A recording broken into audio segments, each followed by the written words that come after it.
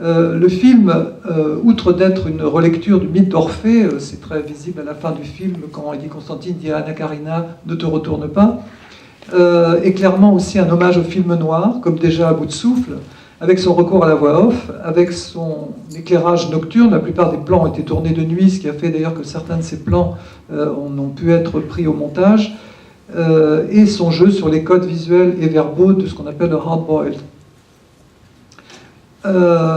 Mais il propose aussi un univers science-fictionnel convaincant en utilisant non pas des décors futuristes, mais différents immeubles de réel de Paris, en particulier des hôtels parisiens, des bâtiments officiels, l'immeuble de Bulle et en particulier aussi le quartier de la Défense, qui à l'époque évidemment était disons, un modèle architectural moderniste, on va dire. Le troisième est François Truffaut, qui en 1966 adapte le célèbre roman de Ray Bradbury, Fahrenheit 451, et présente de nouveau un univers totalitaire où les livres sont interdits et brûlés par des pompiers au service du pouvoir.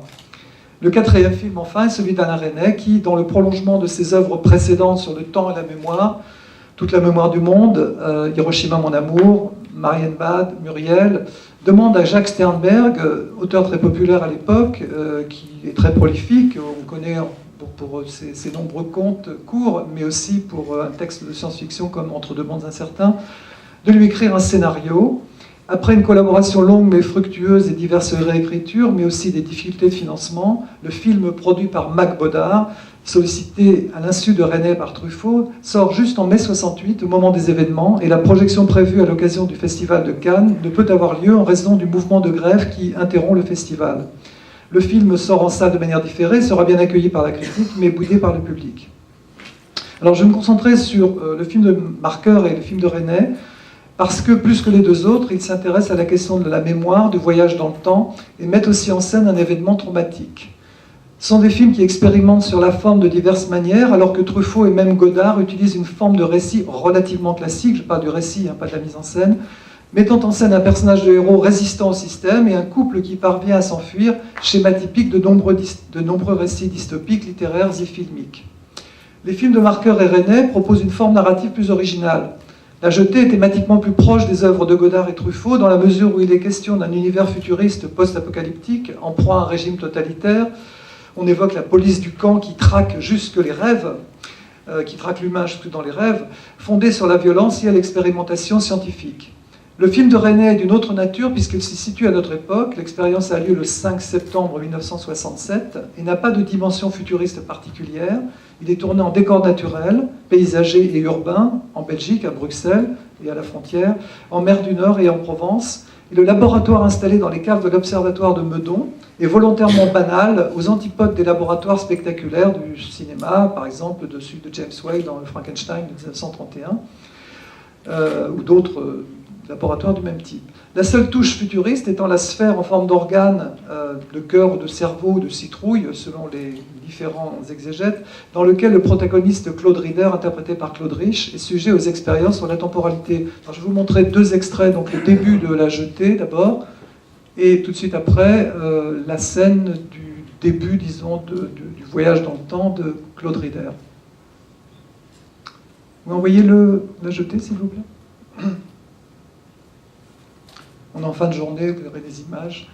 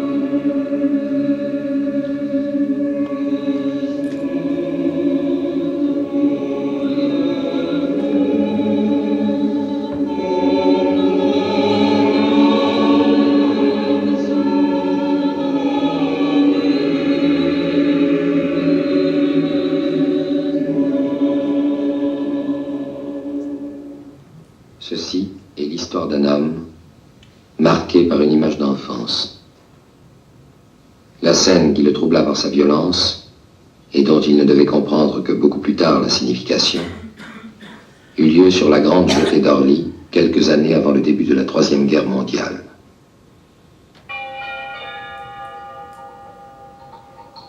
Départ à destination de Rome. Vol Alitalia 333. Embarquement. À Orly le dimanche, les parents mènent leurs enfants voir les avions en partance.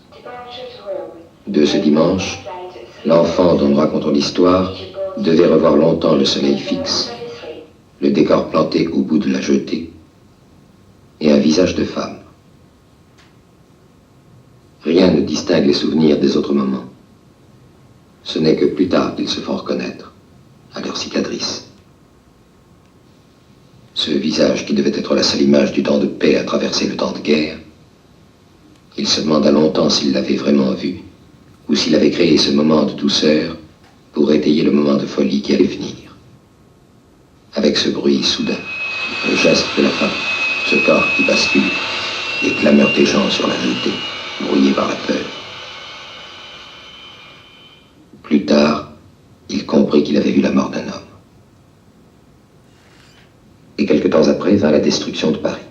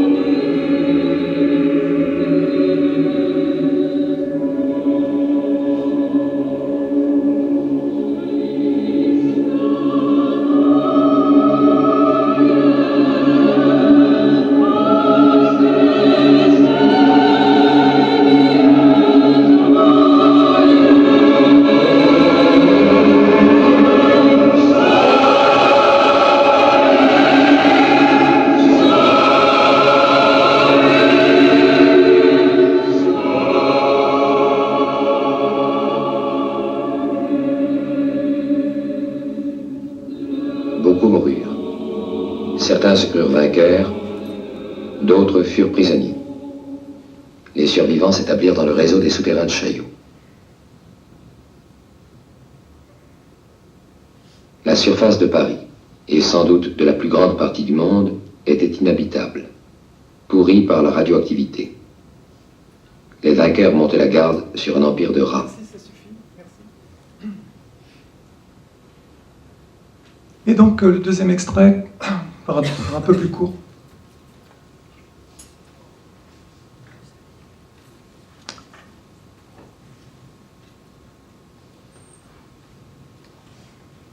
Bon, le récitant du premier film, c'est Jean Negroni, hein, peut-être connu.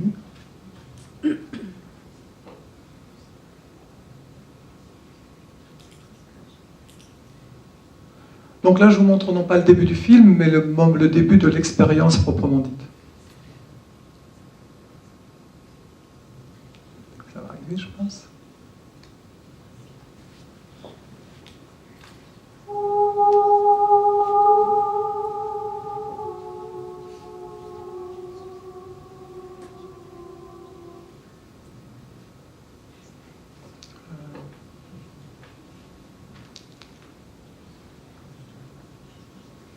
Pas d'image.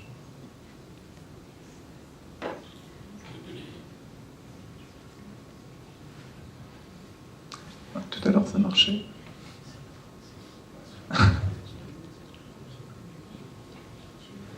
Bon, tant pis si... Voilà, bon, je vais montrer donc le plan extérieur de l'appareil, de la sphère, dans laquelle vont avoir lieu les expériences. Et puis donc les savantes, là aussi. Et puis donc le tout début de l'expérience.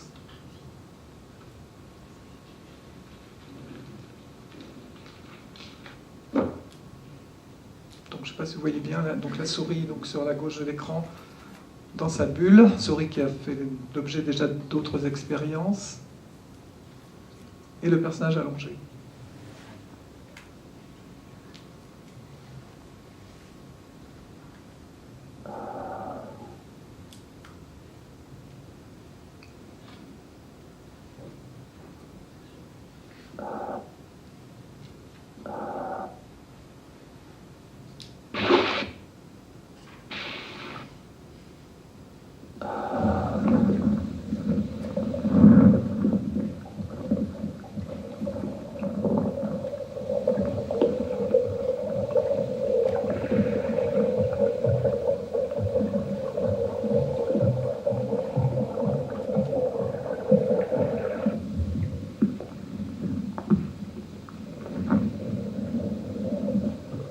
C'est le moment auquel le personnage va revenir un certain nombre de fois. Donc là, ça commence maintenant, mais il faudrait trop de temps pour montrer toute la séquence. La séquence va constituer une sorte de répétition avec des variations de la même scène.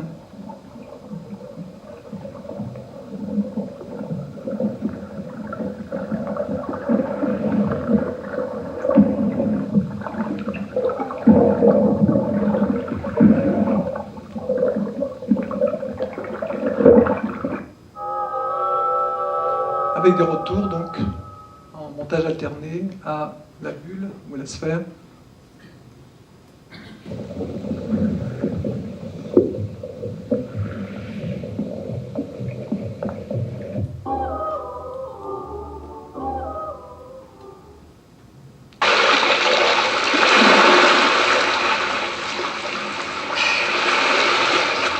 C'était bien? Donc, c'était la première fois, leur femme reste en champ, et la deuxième fois, on la voit. Deux serpents de mer, quelques requins. On va arrêter là. Merci, on va arrêter parce que j'ai perdu un peu de temps. Donc, les deux films ont en commun divers aspects thématiques. D'abord en termes de topographie. Dans les deux cas, il s'agit d'une expérience pratiquée en profondeur dans un espace souterrain enclavé, la cave du centre d'expérimentation Crespel d'une part, le réseau des souterrains de Chaillot d'autre part. Les deux films mettent en scène un protagoniste choisi comme sujet d'expérience par une équipe de scientifiques, le contexte étant bien sûr très différent. Dans le cas du film de Marker, le personnage anonyme est choisi pour la capacité qu'il a de se concentrer sur un moment de son passé, mais c'est aussi un ancien soldat, il porte le collier des combattants, prisonnier de guerre anonyme, contraint par ceux qui sont désignés explicitement comme les vainqueurs, à se soumettre à des expériences présentées comme très douloureuses et potentiellement mortelles ou conduisant à la folie. On a d'ailleurs un certain nombre de plans de cobayes sacrifiés avec des visages aux yeux hagards, perdus dans le vague. Le personnage de René a une identité et c'est volontairement qu'il se soumet à l'expérience après un suicide manqué. Le troisième lien thématique, c'est que les deux films concernent des expérimentations sur le temps plutôt qu'un voyage effectif, au sens où le héros de H.G. Wells explore concrètement le futur dans sa machine et vit des aventures dans un temps autre que le sien et différent de son expérience. Le héros de Marker profite d'un trou dans le tissu temporel pour revenir de manière momentanée dans le passé, d'où il surgit tel un fantôme incarné. La femme qu'il rencontre l'appelle mon spectre, puis disparaît. Donc l'apparition-disparition qui caractérise aussi le fantastique, comme ça a été bien montré par Jean-Louis Letrain. Le personnage rencontre une femme, mais cela correspond sans doute à une expérience qu'il ne fait que revivre, même si l'ambiguïté demeure, puisqu'il pourrait aussi s'agir d'une image rêvée ou inventée, pour compenser justement l'image traumatique. Celui de René, donc Claude Rider, est censé revivre une minute de son passé proche, un an avant le temps de l'expérience, soit le 5 septembre 1966. Ce moment se déroule dans un lieu précis, sur une plage du midi de la France, que vous avez reconnu, et met en scène l'instant où Rider émerge de l'eau, où il a observé les fonds marins avec un masque et des palmes, et retrouve sa compagne Catherine, Olga Georges-Picot, qui l'interroge, vous avez entendu, c'était bien, tu as vu les poissons.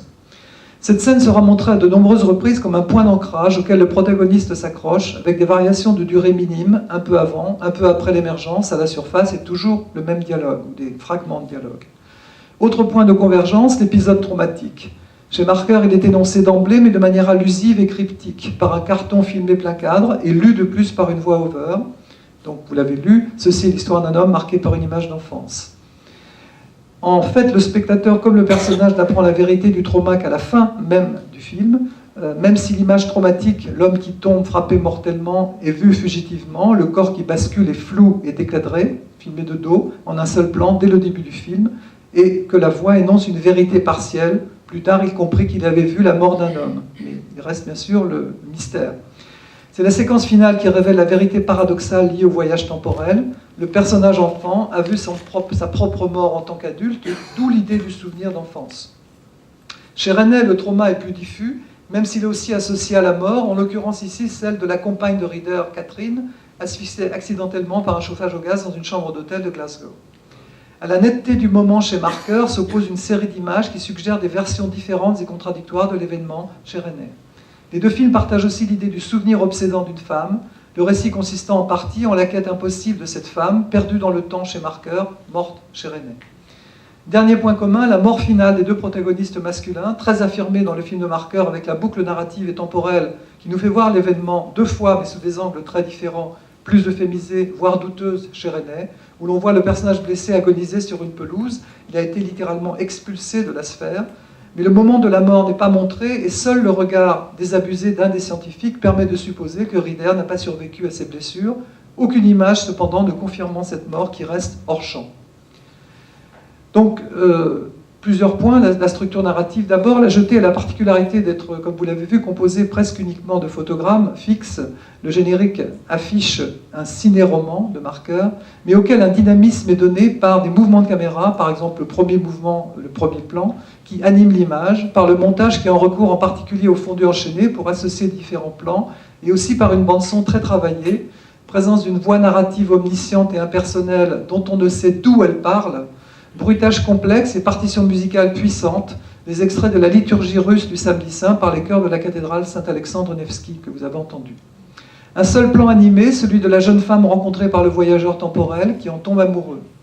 Au moment clé du film, alors qu'elle est allongée dans un lit observée amoureusement, elle cligne légèrement des yeux à plusieurs reprises, le regard orienté vers la caméra, suscitant une émotion particulière chez le spectateur, un effet de réel transcendant la fiction, ou à l'inverse peut-être un moment onirique sorti de la réalité qui serait les images fixes. Ce plan cinématographique, est amené par une série de fondus enchaînés lents et très rapprochés sur son visage, éclairés de manière contrastée. La bande sonore qui accompagne ce plan lumineux et épiphanique est constituée de chants d'oiseaux, un écho hitchcockien peut-être. On sait que Marker est un grand admirateur d'Hitchcock, et en particulier de Vertigo, qu'il évoque dans plusieurs de ses films, Sans Soleil, mais aussi dans In Memory, dont l'intensité sonore va croissant et culmine sur le dernier plan animé. Le motif de l'oiseau est d'ailleurs récurrent dans le film, dès le début avec la statue de l'enfant tenant une oie, apparemment de Boétos de Chalcédoine, représentant Esculape se battant contre une oie pour la maîtriser, mais aussi lors de la longue scène du Jardin des Plantes où la jeune femme semble fascinée par les oiseaux naturalisés, qu'elle pointe du doigt de manière ostensible. Elle-même est associée par le biais d'un fondu enchaîné à un être ailé. Donc il y a une dimension mythique aussi, je n'ai pas le temps de développer. Le motif des statues est également prégnant, ce qui illustre bien la question de la stase, traduite aussi par la fixité des photogrammes. Dans le film de Resnais, ce qui frappe dès le début de l'expérience, après les scènes initiales de l'hôpital et au centre Crespel monté de manière classique, c'est la déstructuration et la fragmentation de la narration, le bégaiement qui se traduit par la reprise, ou presque, les variations étant parfois infimes, des mêmes images, des mêmes fragments de dialogue. Sternberg évoque des temps morts plutôt que des moments essentiels de la vie du personnage, parle, je cite, de cartes jetées au hasard, d'un ordre éclaté et arbitraire, lié au dérapage précoce de la machine. Il s'agit plutôt, selon François Thomas, d'un faux désordre, d'une linéarité suspendue. Les étapes de la relation avec Catherine, la femme aimée, sont présentées dans un ordre quasi chronologique, de la première rencontre dans le bureau à la mort accidentelle dans le film, donne plusieurs versions contradictoires, dont l'une est clairement mensongère et fantasmée. Une autre série concerne les amorces de la trame, les balbutiements, les ratés de la machine qui se détraquent. Les temps faibles, les plans aléatoires ne représentent finalement qu'une faible proportion de l'ensemble. Les plans où Rieder attend le tramway, au bureau où il semble s'ennuyer et téléphone à l'horloge parlante ou dicte des corrections d'épreuves. Rieder est lui-même obsédé par le temps, il invente une histoire où un office municipal distribue le temps, évoque une panne temporelle, et on a enfin une dernière série de plans, des plans insolites ou oniriques, où il est filmé de dos, ou en contre-jour, ou décentré, ou même parfois absent du cadre. Des plans qui suggèrent un autre type de dérapage psychique, cette fois, ou renvoie à l'activité onirique du personnage. Une femme nue dans une baignoire dans le bureau, un homme dans une cabine téléphonique remplie d'eau, ou encore un homme portant le masque de l'homme-poisson de la créature de Lac Noir de Jack Arnold. Selon Resnais, il s'agit, je cite, de fragments de vie. Il dit d'ailleurs que rien n'est au présent et tout est au présent. C'est un des grands problèmes du film, effectivement. Quelle est la nature de l'image ? Donc, deuxième point, l'image des savants et de la science dans les deux films. Chez Marker, l'image est négative, même si le cinéaste et son narrateur prennent soin de différencier le médecin qui dirige les expériences de l'image caricaturale du savant fou. Il est présenté au contraire comme un homme froid et rationnel. Je cite, « Il vit un homme sans passion qui lui exposa posément que la race humaine était maintenant condamnée. » Le contexte dystopique est assez clairement exposé. À l'issue d'une troisième guerre mondiale catastrophique, Paris est dévasté, comme sans doute bien d'autres villes, et le monde est rendu inhabitable par les radiations. Les différents plans de Paris montrent d'abord un plan général où subsiste la tour Eiffel au centre du cadre, puis des amas de décombres, des immeubles détruits, sans doute des archives, l'intérieur d'une cathédrale éventrée, en ruine, des façades et des piliers effondrés. Les survivants se réfugient sous terre. Les vainqueurs qui, je cite, règnent sur un empire de rats sont explicitement associés à la langue allemande. On les entend chuchoter de manière à peine audible, donc c'est un des éléments de la voix aussi, du rôle de la voix dans le film, et pratiquent des expériences, souvenir pas si lointain peut-être des expérimentations nazies, qui conduisent les cobayes humains à la mort ou à la folie. Comme le dit Jean-Louis Schaeffer, on imagine assez que pendant longtemps, la guerre et l'expérimentation sur les corps, l'humanité devenue matière de laboratoire, étaient une chose allemande. Il n'y a par contre pas de présence d'un gouvernement à proprement parler ou d'une instance dirigeante, comme par exemple le superordinateur d'Alphaville, ou de forces répressives représentées, en tout cas comme les pompiers en uniforme de Fahrenheit. Le propos de Marker n'est pas de décrire une dystopie, clairement. Par contre, les savants qui mènent les expériences sont présentés comme des tortionnaires dépourvus d'humanité, à peine individualisés, plutôt une entité collective. Le personnage victime est confiné dans un hamac, les yeux recouverts d'une sorte de gaz épaisse qui forme masque, et le cerveau relié à des électrodes. On voit à plusieurs reprises des savants lui injecter une drogue non définie. On le voit aussi grimacer violemment, c'est le cas d'ailleurs dans le Je t'aime, on lui injecte aussi une drogue, la T5. On le voit grimacer violemment sous l'effet de souffrance intense, les traits figés dans un rictus douloureux. La voix off précisant sans passion cet aspect, je cite, « Le sujet ne meurt pas, ne délire pas,